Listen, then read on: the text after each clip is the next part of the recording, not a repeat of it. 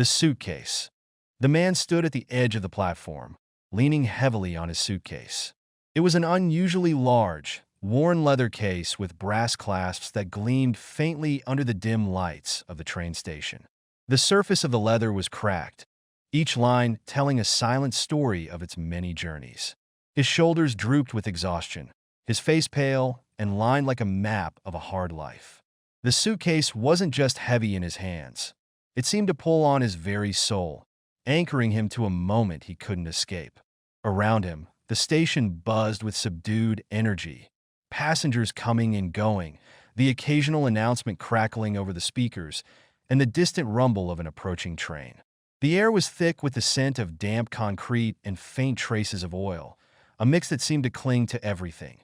Before we continue, if you're enjoying this story, don't forget to like this video and subscribe to the channel for more engaging stories like this one. Your support helps us bring more content to you. For weeks, this suitcase had been his constant companion. It followed him everywhere, its worn handle cutting into his palm, and its weight a relentless reminder of what he carried inside. It wasn't merely a piece of luggage. It was a time capsule, a Pandora's box of memories he both yearned to revisit and feared to open. It held his past, his regrets, and a love that had slipped through his fingers like sand. Whenever he paused to rest, the suitcase stood by him, unyielding and silent, as if daring him to confront its secrets.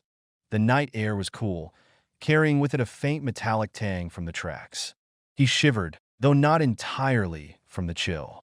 Pulling his coat tighter around his thin frame, he adjusted the suitcase and took a deep breath. Above him, the sky was a canvas of gray, streaked with the faint glow of city lights. The speakers announced the train's arrival with a burst of static, and he turned to face the approaching headlights cutting through the mist. His heart raced, a drumbeat of hesitation and anticipation as he waited. Memories surged forward, vivid and unrelenting. Her face appeared in his mind, framed by her dark, wind-tousled hair and illuminated by her gentle, knowing smile. He remembered the day she had handed him the suitcase. It had been raining, the kind of relentless downpour that muffled the world and made everything seem smaller. She had stood before him, her fingers trembling as she gripped the handle. "Keep it for me," she had said, her voice soft but steady, her eyes glistening with something she wouldn't let fall. Then, without another word, she had disappeared into the curtain of rain. He had called out, his voice breaking against the storm, but she hadn't turned back. The train screeched to a halt, its brakes releasing a high-pitched wail that echoed across the platform. The door slid open, and he stepped inside, dragging the suitcase behind him. The interior of the train was dimly lit, the seats covered in fabric that smelled faintly of mildew and regret. He found an empty corner and settled in, placing the suitcase at his feet. The train lurched forward, and the city lights outside blurred into streaks of gold and white, a moving canvas of fleeting moments. His thoughts drifted to the day they had met. It was a bright afternoon in a cozy bookstore, the kind where the scent of paper and ink wrapped around you like a warm embrace. They had both reached for the same book, a worn volume of poetry with frayed edges. Their hands had brushed, and she had laughed, a soft, lilting sound that stayed with him even now. That day, they had talked for hours, their words flowing like a stream, effortless and clear. She spoke of dreams and distant places, her eyes alight with wonder. But life, as it often does, had dulled that brightness over time. Their conversations grew shorter, their silences longer, until one day, she was gone, leaving him with nothing but this suitcase and an ache that refused to fade. The train rocked gently, a rhythmic motion that did little to soothe him. He stared at the suitcase, his fingers brushing against its worn surface. For weeks, he had carried it without daring to open it, the fear of what lay inside keeping him paralyzed. But now, the weight of not knowing was unbearable.